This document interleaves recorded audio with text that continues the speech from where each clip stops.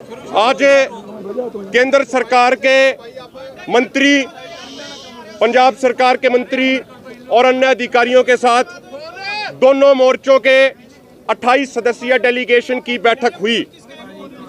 आज हमारे दोनों मोर्चों के नेताओं ने तथ्यों सहित, डॉक्यूमेंट सहित एमएसपी गारंटी कानून के मुद्दे पे सारी बातें रखी।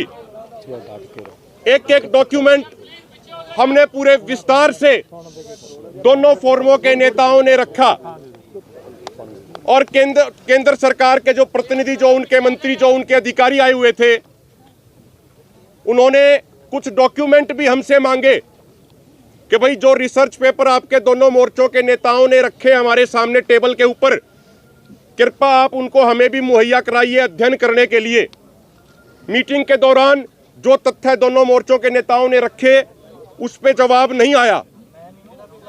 साथियों, आज जो रात बीती है, सरदार जगजीत सिंह डल्लेवाल जी की पोती का देहांत हो गया। उसके बावजूद सरदार जगजीत सिंह डल्लेवाल जी दोनों फोरमों के डेलीगेशन के तहत यहाँ पे मीटिंग में किसानों का पक्ष मजबूती से रखने के लिए अन्य हमारे सारे वरिष्ठ साथियों के साथ, पंदेर साहब के साथ, अन्य सभी साथियों के साथ यहाँ पे आए। केंद्र सरकार के मंत्रियों ने दोनों फोरमों के नेताओं से यह आग्रह किया कि जगजीत सिंह डल्लेवाल जी अपना अनशन समाप्त कर दें, लेकिन दोनों फोरमों ने, सरदार जगजीत सिंह डल्लेवाल जी ने स्पष्ट कर दिया कि भाई आप इतनी चिंता जता रहे हो हमारे स्वास्थ्य को लेके, हम आपका धन्यवाद करते हैं, लेकिन हमारा अनशन एमएसपी गारंटी कानून बनने तक जारी रहेगा। केंद्र सरकार के मंत्रियों ने कहा कि भारत सरकार बड़ी चिंतित है, एक एक किसान की जिंदगी बड़ी अमूल्य है, इसलिए आप अनशन समाप्त कर दीजिए। लेकिन दोनों फोरमों के नेताओं ने विनम्रतापूर्वक ये बात कही कि अनशन तब समाप्त होगा जब एमएसपी गारंटी कानून बनेगा। आंदोलन करने का, सड़कों पे बैठने का या अनशन करने का हमारा कोई शौक नहीं है, हमारी मजबूरी है। उसके बाद बैठक सौहार्दपूर्ण माहौल में चली। दोनों तरफ से तथ्यों सहित तर्क वितर्क रखे गए और आगे ये तय किया गया कि इसी बातचीत के सिलसिले को आगे बढ़ाते हुए 22 फरवरी को अगली बैठक होगी, जिसमें केंद्रीय कृषि मंत्री जी शिवराज सिंह चौहान जी और आज जो फूड मिनिस्ट्री के जो मंत्री आए थे प्रहलाद जोशी जी भी स्वयं मौजूद रहेंगे।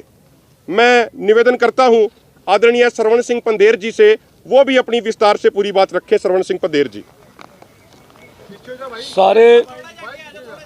ਸਾਰੇ ਪੱਤਰਕਾਰ ਭਾਈਚਾਰੇ ਦਾ ਧੰਨਵਾਦ, ਇਹਨਾਂ ਸਮਾਂ ਇੱਥੇ ਕੱਢਿਆ ਹੈਗਾ ਵਾ।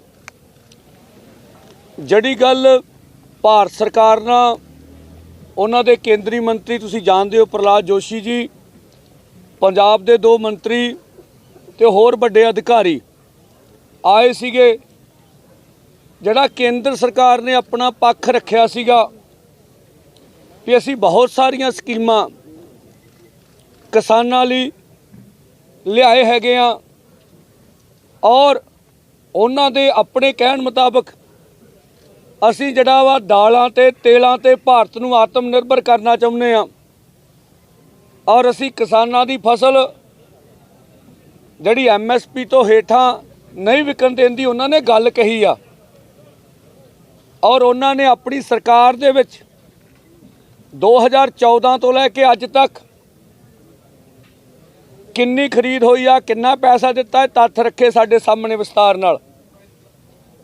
ਜਦੋਂ ਕਿਸਾਨ ਆਗੂਆਂ ਦੀ ਵਾਰੀ ਆਈ ਆ, ਅਸੀਂ ਉਹਨਾਂ ਨੂੰ ਸਪਸ਼ਟ ਕੀਤਾ ਵੀ 2004 ਤੋਂ ਲੈ ਕੇ 2014 ਤੱਕ ਜਿਹੜੇ ਫਸਲਾਂ ਦੇ ਰੇਟ ਵਧੇ ਆ, ਉਹਨਾਂ ਦੀ ਪਰਸੈਂਟੇਜ 100% ਬਣਦੀ ਹੈਗੀ ਆ ਔਰ ਜਿਹੜੇ ਮੋਦੀ ਸਰਕਾਰ ਦੇ ਆਇਆ ਫਸਲਾਂ ਦੇ ਰੇਟ ਵਧੇ ਆ ਉਹ 56-57% ਬਣਦੇ ਹੈਗੇ ਆ।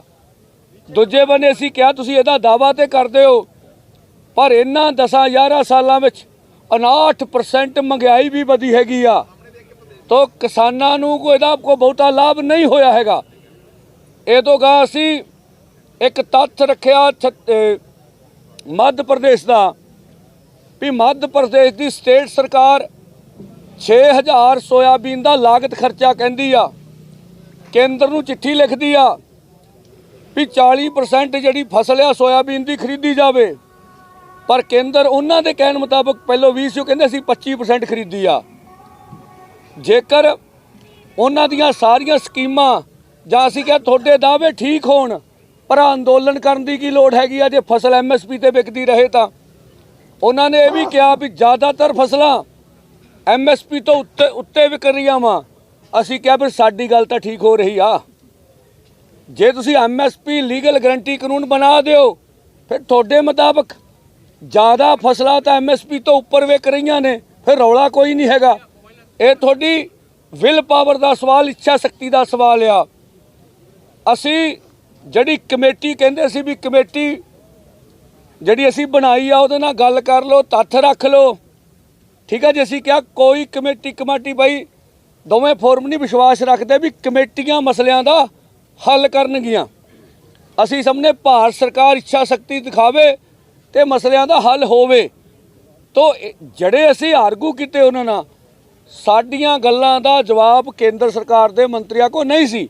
ਉਹਨਾਂ ਨੇ ਕਿਹਾ ਵੀ ਜਿਹੜੇ ਤੱਥ ਤੁਸੀਂ ਰੱਖੇ, ਜਿਵੇਂ ਬੰਨੂ ਨੇ ਕਿਹਾ, ਅਸੀਂ ਇਹਨਾਂ ਨੂੰ ਨਕਾਰਦੇ ਨਹੀਂ ਹੈਗੇ, ਸਾਨੂੰ ਥੋੜੇ ਡਿਟੇਲ 'ਚ ਲਿਖ ਕੇ ਦੇ ਦਿਓ, ਇਹ ਅਸੀਂ ਵੇਖ ਲੈਂਦੇ ਹਾਂ। ਔਰ ਇਹ ਤੋਂ ਗਾਹਾਂ ਅਸੀਂ ਦੋਵਾਂ ਫੋਰਮਾਂ ਨੇ ਕਿਹਾ ਵੀ ਜਿਹੜੀ ਮੀਟਿੰਗ ਦਾ ਸਥਾਨ ਆ ਉਹ ਨਈ ਦਿੱਲੀ ਹੋਣਾ ਚਾਹੀਦਾ ਵਾ, ਠੀਕ ਆ। ਉੱਤੇ ਕਲੀਅਰ ਕਰਨਗੇ 22 ਤਰੀਕ ਦੀ ਮੀਟਿੰਗ ਆ। ਜੇ ਕੇਂਦਰ ਗੱਲਬਾਤ करना चाहते साथियों, आज केंद्र सरकार के मंत्री, पंजाब सरकार के मंत्री और अन्य अधिकारियों के साथ दोनों मोर्चों के 28 सदस्यीय डेलीगेशन की बैठक हुई। आज हमारे दोनों मोर्चों के नेताओं ने तथ्यों सहित, डॉक्यूमेंट सहित MSP गारंटी कानून के मुद्दे पे सारी बातें रखी। एक एक डॉक्यूमेंट हमने पूरे विस्तार से दोनों फोरमों के नेताओं ने रखा। और केंद्र सरकार के जो प्रतिनिधि, जो उनके मंत्री, जो उनके अधिकारी आए हुए थे, उन्होंने कुछ डॉक्यूमेंट भी हमसे मांगे कि भाई जो रिसर्च पेपर आपके दोनों मोर्चों के नेताओं ने रखे हमारे सामने टेबल के ऊपर, कृपा आप उनको हमें भी मुहैया कराइए अध्ययन करने के लिए। मीटिंग लीडर नहीं चाहणगे भी ਅਸੀਂ ਆਪਣੇ ਵੱਲੋਂ ਗੱਲਬਾਤ ਤੋਂ ਭੱਜਦੇ ਹੈਗੇ ਆ। ਅਸੀਂ ਗੱਲਬਾਤ ਲਈ ਤਿਆਰ ਆ। ਜੇ ਗੱਲਬਾਤ ਨਾ ਕੋਈ ਰਾਹ ਨਿਕਲਦਾ ਹੈਗਾ ਵਾ ਤਾਂ ਇਹ ਚੰਗੀ ਗੱਲ ਆ। ਔਰ ਇਸ ਆਸ ਨਾਲ 22 ਦੀ ਮੀਟਿੰਗ 'ਚ ਜਾਵਾਂਗੇ ਵੀ ਕੇਂਦਰ, ਅਸੀਂ ਤੁਹਾਡੇ ਮਾਧਿਅਮ ਨਾਲ ਕਹਿੰਦੇ ਦੇਸ਼ ਦੇ ਪ੍ਰਧਾਨ ਮੰਤਰੀ ਜੀ ਨੂੰ, ਗ੍ਰਹਿ ਮੰਤਰੀ ਜੀ ਨੂੰ, ਵੀ ਮਸਲੇ ਤਾਂ ਬਾਈ ਜੀ ਤੁਸੀਂ ਹੱਲ ਕਰਨੇ ਆ। ਔਰ ਤੁਸੀਂ ਜ਼ਰੂਰ ਜਿਹੜਾ ਅਗਲੀ ਮੀਟਿੰਗ ਹੋਵੇ ਇਸ ਆਸ ਨਾਲ ਅਸੀਂ ਜਾਈਏ ਵੀ ਕਿਸਾਨਾਂ ਦੇ ਮਸਲਿਆਂ ਦਾ ਹੱਲ ਹੋਵੇ। ਅਸੀਂ ਅੱਜ ਜੋ ਜਿਵੇਂ ਕਿਸਾਨ ਸਾਡੇ ਅੰਦੋਲਨਾਂ 'ਚ ਸ਼ਹੀਦ ਹੋਏ ਆ, ਜਿਵੇਂ ਜਥਿਆਂ ਦੇ ਰੂਪ ਵਿੱਚ ਕਿਸਾਨ ਅੱਗੇ 45 ਜ਼ਖਮੀ, ਪਹਿਲੇ ਮਾਹੌਲ ਦੇ ਵਿੱਚ 433 ਕਿਸਾਨ ਜ਼ਖਮੀ, ਅੱਖਾਂ ਗਈਆਂ ਵਾ, ਸਾਡਾ ਸ਼ਹੀਦ ਸੁਭਕਰਨ ਸਿੰਘ ਸ਼ਹੀਦ ਹੋਇਆ ਵਾ। ਇਹ ਸਾਰੀਆਂ ਗੱਲਾਂ ਔਰ ਜੋ ਸਾਨੂੰ ਸੰਤਾਪ ਭੋਗਣਾ ਪਿਆ, ਉਹਦੇ ਕਰਕੇ ਅਸੀਂ ਫੈਸਲਾ ਕਰਕੇ ਗਏ ਸੀ ਵੀ ਤੁਹਾਡਾ ਚਾਹ ਪਾਣੀ ਤੇ ਪ੍ਰਸ਼ਾਦਾ ਨਹੀਂ ਛਕਾਂਗੇ। ਇਸ ਕਰਕੇ ਅਸੀਂ ਆਪਣਾ ਪ੍ਰਸ਼ਾਦਾ ਮੰਗਾਇਆ ਸੀਗਾ ਔਰ ਉਹ ਛਕਿਆ ਹੈਗਾ ਵਾ। ਅਸੀਂ ਰੋਸ ਜ਼ਾਹਰ ਕੀਤਾ ਉਹਨਾਂ ਸਾਹਮਣੇ। ਔਰ ਇਹ ਤੋਂ ਗਾਹਾਂ ਆਉਣ ਵਾਲੇ ਸਮੇਂ ਵਿੱਚ 21 ਨੂੰ ਸ਼ਹੀਦ ਸੁਭਕਰਨ ਸਿੰਘ ਦੀ ਬਰਸੀ ਜਿੱਥੇ ਬੱਲੋ ਪਿੰਡ ਵਿੱਚ ਮਨਾਈ ਜਾਊਗੀ, ਉੱਥੇ ਬਾਰਡਰਾਂ ਤੇ ਮਨਾਈ ਜਾਊਗੀ ਔਰ ਸ਼ੰਭੂ ਤੇ ਵੀ ਵੱਧ ਚੜ੍ਹ ਕੇ ਮਨਾਵਾਂਗੇ। ਔਰ ਤੁਹਾਡੇ ਮਾਧਿਅਮ ਨਾਲ ਅਪੀਲ ਕਰਦੇ ਹਾਂ ਜਨਤਾ ਨੂੰ ਵੱਧ ਤੋਂ ਵੱਧ ਜਿਹੜੀ ਆ ਸ਼ਹੀਦਾਂ ਦੀ ਬਰਸੀ ਮਨਾਉਣ ਦੇ ਵਿੱਚ ਪਹੁੰਚਿਆ ਜਾਵੇ। ਔਰ ਜਿਹਨੂੰ ਕਹੋਗੇ ਮੀਟਿੰਗ ਕਿਹੋ ਜਿਹੀ ਰਹੀ ਤਾਂ ਅਸੀਂ ਕਹਾਂਗੇ ਅਸੀਂ ਕਿਸਾਨਾਂ ਮਜ਼ਦੂਰਾਂ ਦੀ ਗੱਲ ਠੋਕ ਵਜਾ ਕੇ ਸਰਕਾਰ ਦੇ ਪਾਲੇ 'ਚ ਰੱਖਦੀ ਆ। ਹੁਣ ਸਰਕਾਰ ਇਹਦਾ ਅਗਲੀ ਮੀਟਿੰਗ 'ਚ ਕੀ ਜਵਾਬ ਦਿੰਦੀ ਆ, ਕੀ ਗੱਲ ਕਰਦੀ ਹੈ, ਉਹ ਦੱਸਣਗੇ ਜੋ ਗੱਲਬਾਤ ਹੋਈ ਸੀ। देखिए, हमारा ये मानना है, दोनों मोर्चों के नेताओं का, किसानों का मानना है कि मुद्दों का समाधान बातचीत से ही होना है। ना तो हम पहले कभी बातचीत से भागे, 4 दौर की मीटिंगें हुई, एक एक तथ्य दोनों मोर्चों के नेताओं ने बड़ी मजबूती से रखा और आज भी जो मीटिंग हुई उसमें भी बड़ी मजबूती से रखा।